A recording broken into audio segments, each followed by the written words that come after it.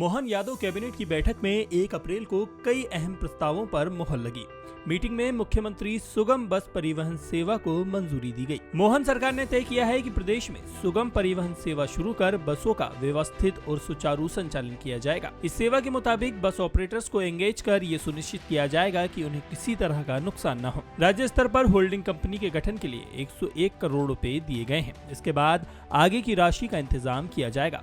सरकार के प्लान के मुताबिक इसमें सबसे पहले एक होल्डिंग कंपनी बनाई जाएगी जो पब्लिक प्राइवेट पार्टनरशिप मॉडल पर बसों का संचालन और उनका कंट्रोल करेगी। परिवहन सेवा सुगम तरीके से चले, इसके लिए 3 लेवल मॉनिटरिंग होगी। बसों के संचालन की त्रिस्तरीय व्यवस्था किस तरह से की जाएगी, जरा ये भी समझ लीजिए। सबसे पहले राज्य स्तरीय होल्डिंग कंपनी बनाई जाएगी जिसका मुख्यालय भोपाल में होगा। इसे बनाने का मकसद यात्री परिवहन को बेहतर बनाना होगा। ये कंपनी इसकी मॉनिटरिंग के साथ साथ रूट चार्ट भी तैयार करेगी। साथ ही किराया तय करना भी इसी के जिम्मे होगा। इसका नियंत्रण एमपी सरकार के पास होगा। परिवहन सेवा के तहत 7 क्षेत्रीय सहायक कंपनियां बनाई जाएगी जो भोपाल, इंदौर, जबलपुर, ग्वालियर, उज्जैन, सागर, रीवा में होगी। इसे बनाने का मकसद क्षेत्रीय स्तर पर यात्री परिवहन की मॉनिटरिंग और समन्वय करना होगा।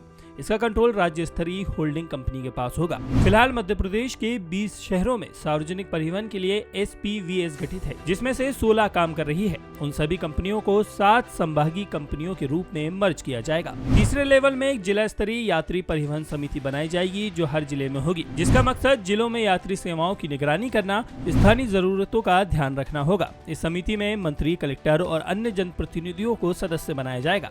ये समिति समय समय पर होल्डिंग कंपनी को सलाह देगी। पूरे प्रदेश के अलग अलग संभागों में शहरी और ग्रामीण रास्तों का सर्वे किया जाएगा और इसके बाद बसों का रूट तय किया जाएगा। इस सर्वे का मकसद ऑपरेटर्स को ज्यादा से ज्यादा रूट दिलाना और उन्हें वित्तीय रूप से मजबूत करना है। साथ ही ऐसे रूट को भी मार्क किया जाएगा जो वित्तीय रूप से ऑपरेटर को फायदा नहीं पहुंचाते हैं। इस सर्वे के बाद ये तय किया जाएगा कि किस रूट पर कितनी बसें चलेंगी। फिर यात्री परिवहन सेवा के लिए संभागवार स्कीम तैयार होगी। बसों के रूट डिसाइड होने के बाद टेंडर प्रोसेस से ऑपरेटर्स को परमिट दिए जाएंगे। नई योजना में सरकार अनुबंधित बसों को प्राथमिकता से परमिट देगी। बसों पर प्रभावी नियंत्रण सरकार का ही होगा। नई योजना में यात्रियों और बस ऑपरेटर्स के लिए ऐप और कंपनी की मॉनिटरिंग के लिए एक डैशबोर्ड भी होगा। होल्डिंग कंपनी एक ऐसा ऐप बनाएगी। इस ऐप पर नोटिफाइड रूट के मुताबिक ही प्राइवेट बस ऑपरेटर्स को कॉन्ट्रैक्ट दिया जाएगा। होल्डिंग कंपनी के इस ऐप से यात्रियों और अनुबंधित ऑपरेटर्स को फायदा होगा। इसके अलावा ये राज्य और क्षेत्रीय सहायक कंपनी की मॉनिटरिंग के लिए कंट्रोल और कमांड सेंटर का संचालन भी करेगी। यात्रियों की लास्ट माइल कनेक्टिविटी के लिए मल्टी मॉडल ट्रांसपोर्ट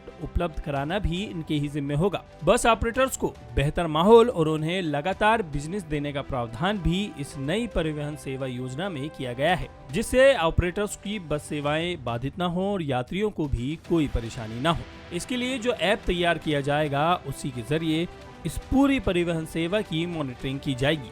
इससे ऑपरेटर्स, यात्रियों और सरकार तीनों को आसानी होगी।